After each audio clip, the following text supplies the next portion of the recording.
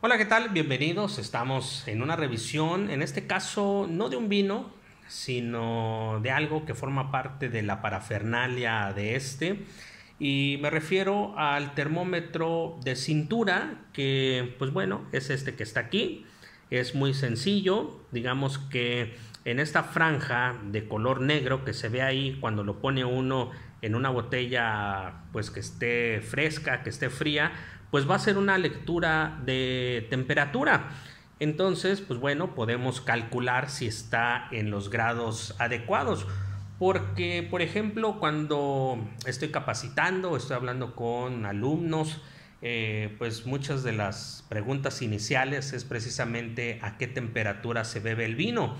Muchas veces, inclusive en restaurantes, por ejemplo, un vino tinto lo pasan a temperatura ambiente, pero ¿qué sucede si estás en Cancún y el clima está a 36 grados centígrados? Pues la verdad que ese vino tinto pues va a ser un caldo medio complicado de beber. Entonces, por supuesto que no todos los vinos son a temperatura ambiente. Eso del famoso chambré de los franceses, pues fue más bien tomando en cuenta la temperatura de París, que probablemente en promedio sean 16 grados. Y además, si tomamos en cuenta que pues en Francia las botellas son puestas en cavas pues especiales para estos menesteres, pues la temperatura ambiente puede resultar la ideal. Pero, por ejemplo, en países como México o en general en Latinoamérica, donde tenemos temperaturas más muy altas, pues hay que tomar en cuenta precisamente esos factores.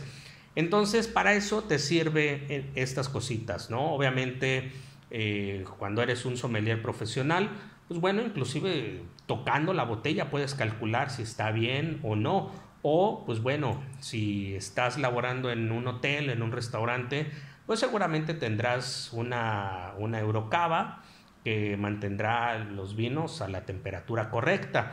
Y bueno, para saber precisamente los rangos de la temperatura de servicio, les voy a dar algunos ejemplos. Miren, en el caso de los vinos espumosos, ¿sí?, como el cava, los cremant, los sect alemanes, el mismo champán, estos pueden ser semisecos, los moscato de Asti o inclusive los champans milesimados. Estos van a andar en un rango de 4 a 8 grados. Los cava, cremant y sect de 4 a 7, y el champán milesimado hay que darle un poquito más temperatura. Este va a estar entre 6 y 8. Entonces ahí hay que tomarlo en cuenta. Ahora, en cuanto a los blancos, por ejemplo, los blancos de Anjou, ¿sí?, los alemanes, los QVA, ¿sí?, los moscateles, estos deberán de beberse entre 6 y 8. Después ahí, por ejemplo, los blancos de Alsacia, los albariños, entre 6 y 8. Los vinos de Borgoña, estamos en vinos blancos aún. El Chardonnay, pues entre 9 y 11. Después nos vamos al Riesling, por ejemplo, alemán, entre 10 y 12. El Sauternes, que es un vino de postre, de uvas botritizadas, o vinos de vendimia tardía o late harvest, como gusten llamarlos, entre 11 y 13 grados. Y los de Borgoña, los blancos de Borgoña, que pues son secos, finos, entre 10 y 12. Vean cómo la relación va siempre de menos a más, y entre más complejo sea el vino, la temperatura suele aumentar. Ahora, en cuanto a los rosados, estos van a andar en un rango de 6 a 8 en general.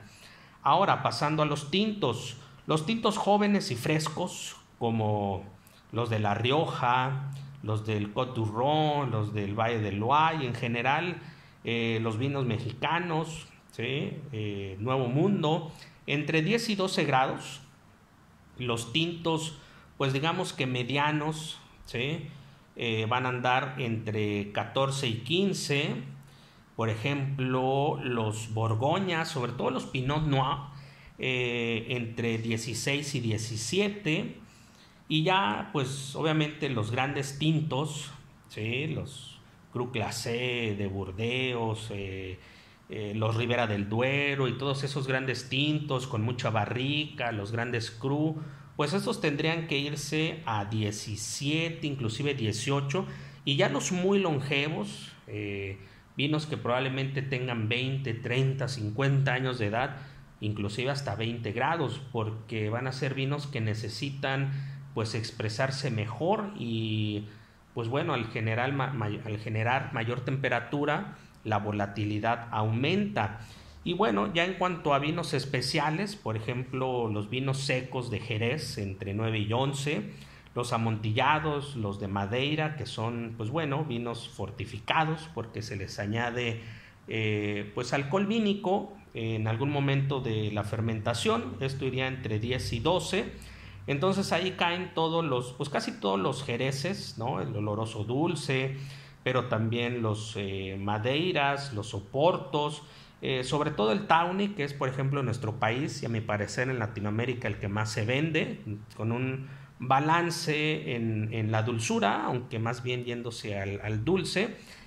Y bueno, por ejemplo ya los oportos vintage 16, 18 y los vinos dulces naturales deberían irse hacia 8 o 10 grados. Entonces, pues bueno, son muchísimos ejemplos, pero pues ahí están algunos. Así es que, pues bueno, pueden ayudarse de este artilugio, ¿sí? Que va a ir marcando la temperatura y te podrás dar cuenta, ¿ok?